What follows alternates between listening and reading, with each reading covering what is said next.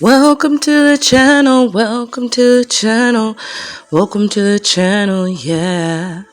Hello, my lovelies. It's been a while. I'm Kamaria, or Black Siren Creates, and we are setting up my queer lit readathon round 16 in my reading journal because I don't have a printer. I have a printer, but I don't have any ink for it, and I can't buy ink for my printer. So I kind of had to write out all my bingo board. But anyway, if you don't know, the Queer Lit Readathon is a readathon that is hosted by Kathy and Rogan. Rogan is kind of behind the scenes now, and Kathy does it 2 times a year, once in June and once in December. Basically reading queer literature. There are prompts, and it's just a good old fun time. I do it twice a year. Obviously, I read queer almost all year. I would say 60 or 70% of my books are queer at all times. I am a part of the alphabet mafia, and it makes me happy, and I just prefer to read books that have a lot of queer diversity in them and representation. It's just something I gravitate towards. It's something I relate to. It makes me happy. So that's what I do. So this readathon isn't really a challenge for me necessarily, but it is always a good time. So while I'm setting up my bingo board, I was just going to kind of run through some of the prompts and do what I'm planning on reading, like a TBR, possibilities. I'm a mood reader, so I feel like every time I do TBRs like this, I never read what I say I'm going to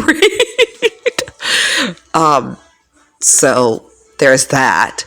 But I have some ideas for the books I want to read for the prompts, if it helps other people find books, because it does kind of require not a lot of research, but research to figure out, because a lot of times, without reading the book and without looking up spoilers, sometimes, it's not hard, but it does kind of require some effort. So if a TBR video could help other people find the books they need for their prompts, then I will consider that my good deed. The readathon itself is only a week, but I'm going to do it for a month, because trying to do 16 prompts in a week when I have 2 kids and it's holiday time, and so I'm going to break the rules and be a rebel and do the Queer Lit Readathon for the whole month, so I can be able to, knock out a total blackout. So the first prompt is a pansexual main character, and this is for Never and Always. It's kind of like a second chance romance, and the pansexual character is the boy, so that's always nice to see. But it's kind of like a marriage of convenience. They have to get married to get this business, and they have to work together, and it's their childhood exes, I believe. And there's also fat representation, because the girl main character looks curvy, so that's always a plus. Number 2, I'm doubling up. It's a writer from the Southern Hemisphere, and this writer is from Australia, and it's also fulfills the BIPOC nonfiction, and this is all about, the guy exploring Asian gayness. The third has a rainbow flag on the cover and middle grade, and it's just all about a kid who's gay and trying to do pride in his small town. Number 4, it does number 4 and number 7. So number 4 is kind of pick your own prompt, which I'm picking trans representation, and also picture book, and that was about a trans elementary school kid. Number 5 is other language, which I should find a translated, I guess, but I'm not going to. I'm hoping that the Andres and Santi book will have maybe some words in Spanish. Number 6 is fantasy, and it's also TBR oldie. This is a werewolf sapphic friends to lovers, so it does the fantasy, and it's been on my TBR for a long time. The next book is Season, any season you want. Of course, I'm going to pick kind of Christmas, but this is about a Jewish person who owns a Christmas tree farm and falling in love. And it also does debut. Number 10 is Detective, and it also does the historical fiction prompt. It's The Bell in the Fog. It's about a gay PI in the 1950s, solving crimes. I read the first one. It was really good. Number 15 is Bookish. This is Sapphic, bookstore. Ta-da. That's all I got. I don't really read synopsis, guys. I'm not going to lie to you. I did it for what I could. Number 16 is 16 letters or more. All wrapped up in you could also work because it's 16 letters or more. Or the imposition of unnecessary obstacles also qualifies for detective and TBR oldie because it's been on my TBR for a while. I read the first one. This is a series and it follows like kind of a Sherlock Holmes Watson formula, but it's like set in space and it's sapphic, so that's nice. Sorry, a lot of those were rapid fire because life be life and like that. So those were some of the books I was thinking. A lot of the books I have could like fulfill multiple prompts, and I kind of I have a lot of crossover in a lot of them that will cover multiple if I end up DNFing or whatever.